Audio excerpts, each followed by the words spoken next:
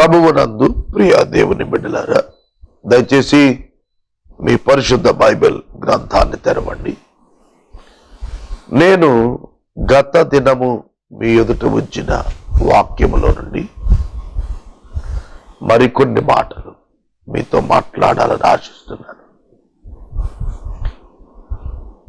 యాకోబునకు ప్రత్యక్షమైన దేవుడు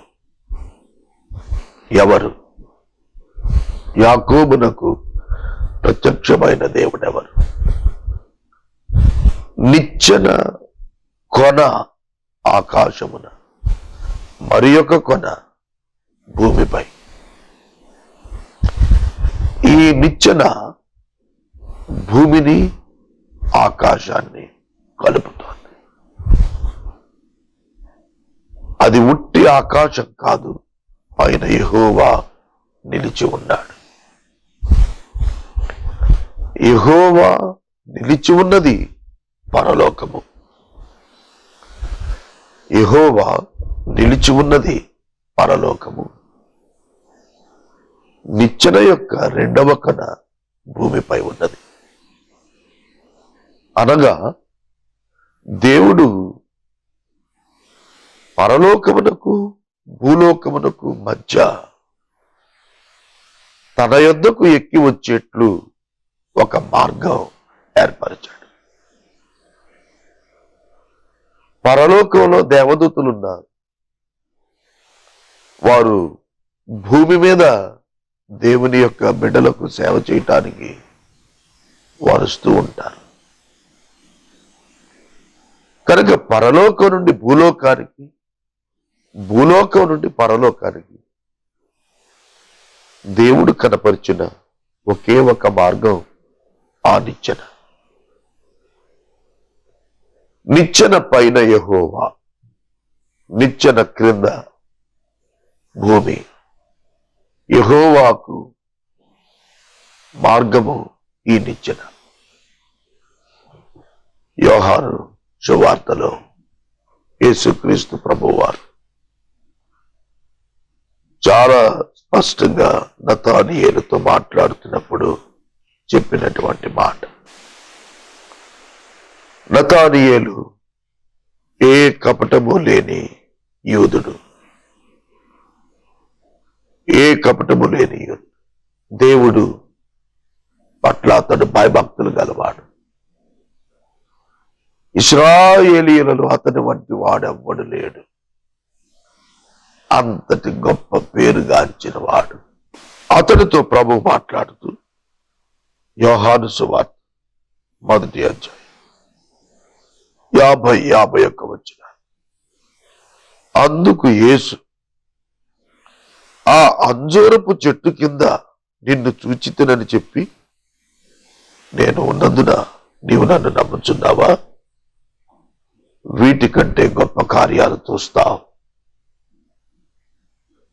మరియు ఆయన, మీరు ఆకాశము తెరవబడుటయు, దేవుని దూతలు మనుష్య కుమారుని పైగా ఎక్కుటయు దిగుటయు చూస్తారని మీతో నిశ్చయంగా చెబుతున్నాను.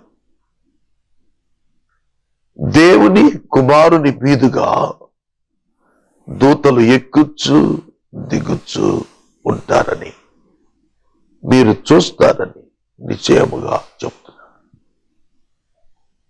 ఈ 2 వచనాలు ఆదికాండం 28-13, యోహాను సువార్త 1వ అధ్యాయం 52. ఈ 2 పోల్చి చూస్తే ఆ నిచ్చెన దేవుడు ఏర్పరిచిన ఏకైక పరలోకపు మార్గము. 14వ అధ్యాయంలో 6వ వచనంలో, నేనే మార్గము సత్యము జీవమునై ఉన్నానని యేసు సెలవిస్తున్నారు. యాకోబునకు ప్రత్యక్షమైన వాడు నిచ్చెనగా అవగాహన యందు కనపడిన వాడు, నిచ్చెన పై కొనన నిలిచినటువంటి వాడు ప్రభువైన యేసుక్రీస్తు. యేసుక్రీస్తు ఒక్కడే పరలోకానికి మార్గము. క్రీస్తు ద్వారా తప్ప ఎవడు దేవుని యొద్దకు రాడు. ఇది దేవుడు నియమించినటువంటి విధానం, పద్ధతి. యాకోబు, నువ్వు భూమి మీద ఉన్నావు, నేను పరలోకంలో ఉన్నాను. నువ్వు నా దగ్గరికి రావాలి అంటే ఇదిగో ఈ నిచ్చెన ఉన్నది. నేను నీ యొద్దకు రావాలన్నా, నువ్వు నా యొద్దకు రావాలన్నా, we both need the ladder. We both need this ladder, the way Jesus. యేసుక్రీస్తు ప్రభువు లేకుండా దేవుడు మానవుడిని చేరలేడు. జాగ్రత్తగా వినండి. దేవుడు యేసుక్రీస్తు నందు మానవులను చేరాడు. ఆది కాండములో ఒక పాపికి అవసరమైన ప్రత్యక్షత రక్షకుని ప్రత్యక్షత. అదే యాకోబుకి ఇచ్చాడు. యాకోబునకు అభయహస్తం ఇమ్మానుయేలు దేవుడు అనుగ్రహించబడ్డాడు. ఆ దర్శనంలో నేను నీకు తోడై ఉంటాను, అదే ఇమ్మానుయేలు అనే మాట అర్థం. ఇమ్మాన్యుయల్ అనగా అర్థము దేవుడు మనకు తోడు. యాకోబునకు దేవుడు తోడుగా వచ్చాడు అనగా ఇమ్మానుయేలు దేవుడు యేసుక్రీస్తు. కనుక కొన్ని వాగ్దానాలు ఇచ్చినప్పుడు నీ సంతానం ఇసుక రేణువునగును, ఎంత విస్తరించబోతాంది. ఇవాళ ఇజ్రాయేలు దేశం కోట్ల జనాభా యాకోబు యొక్క గర్భము నుండి వచ్చిన వారు. యాకోబు యొక్క గర్భము నుండి వచ్చిన 12 గోత్రాల వారు మరియు లేవీయులు ఇవాళ దేశాలుగా వర్తిల్లారు. నీ సంతానం ఇసుక రేణువులంత విస్తరిస్తుంది. నీవు వ్యాపిస్తావు. భవిష్యత్తు చెప్తున్నారు.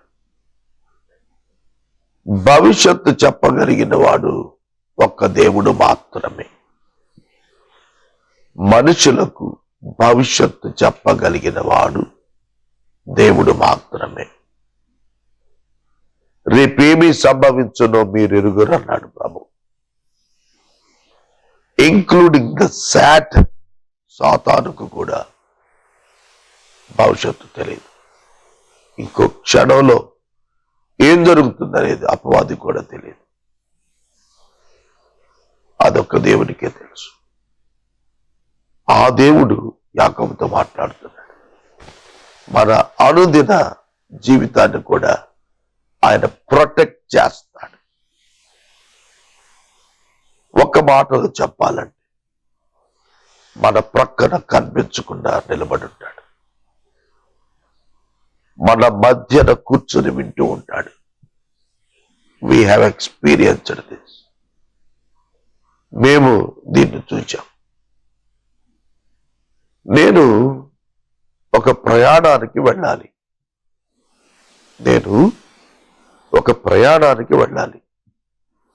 నా దగ్గర డబ్బు లేదు. నేను 4 గంటలకు ప్రయాణం చేయాలి. 3 గంటల వరకు ప్రార్థనలో ఉన్నాను. డబ్బు లేదు. ప్రార్థనా శిబిరం స్త్రీలు నాకు కొంచెం దూరంలో వాళ్ళు మోకరించి ప్రార్థిస్తున్నారు. మీ సేవకుడు ప్రయాణం కొరకు డబ్బు కావాలి. నేను ఇక ప్రార్థన ఆపాను. దేవుణ్ణి అడిగాను, ఐఎమ్ గెటింగ్ రెడీ. నేను సిద్ధమైపోవటానికి రెడీ అయిపోయాను.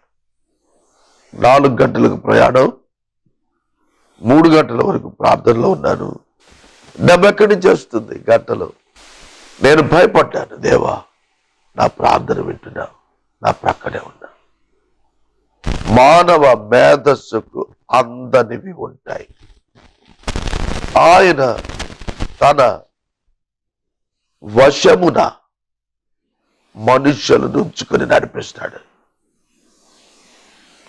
నువ్వు వెళ్ళే ప్రతి స్థలములో నేను నిన్ను కాపాడుతాను, నీతో ఉంటాను, నిన్ను కాపాడుతాను, నీతో ఉంటాను. దేవుడు మళ్ళీ ఇచ్చిన రోజు మళ్ళీ మీకు చెబుతాను. Our God is a living God. If we work, God will multiply that. ప్రియ సహోదరి, సహోదరుడా, do not forget this. Remember this every time. మరిచిపోవద్దు, జ్ఞాపకం ఉంచుకో. నిన్ను బట్టి కాదు ఆయన పిలిచింది, ఆయనను బట్టి పిలిచాడు. నిన్ను బట్టి కాదు ఆయన ఏర్పరచుకున్నది, ఆయనను బట్టి నిన్ను ఏర్పరచుకున్నాడు. ఇది నీవు ఎరిగితే నీవు ధన్యుడవు. యాకోబు అడుగులు పడిన మొదటి సందర్భంలో అతడు రాహేలును చూడగలిగాడు. చూచిన వెంటనే ప్రేమించాడు. దేవుడు అతని యొక్క ప్రయాణపు చర్యను ప్రారంభించాడు. రాహేలు వచ్చింది, లేయా రాలేదు. రాహేల్నే చూశాడు. రాహేలు బహు అందగతి. రాహేలును ప్రేమించాడు. రాహేలు కోసం 7 సంవత్సరాలు కొలువు చేయటానికి ఇష్టపడ్డాడు. 7 సంవత్సరాలు దేవుడు అతనితోనే ఉన్నాడు.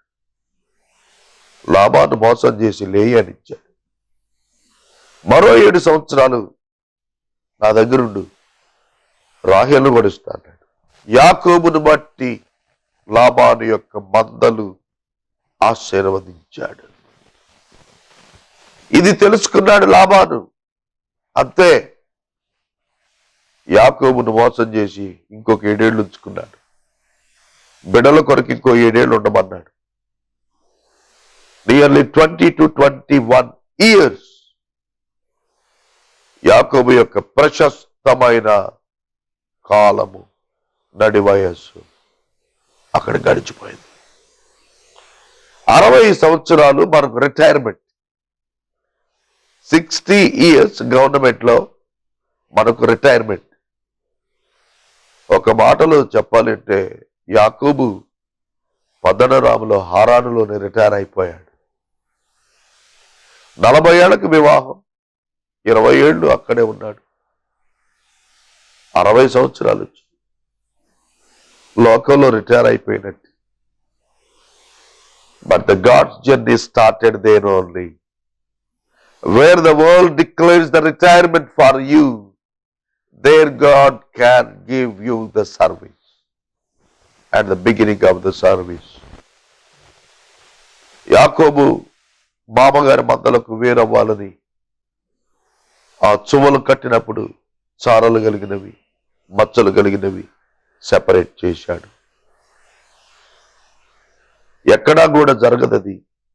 జంగిసాలు కర్రతోటి చువ్వలు చేసి నీళ్ల దగ్గర పెడితే యాకోబు యొక్క మందలు, లాబాను యొక్క మందలు, యాకోబు మందలు బలమైనవి, లాబాను మందలు బలహీనమైనవి.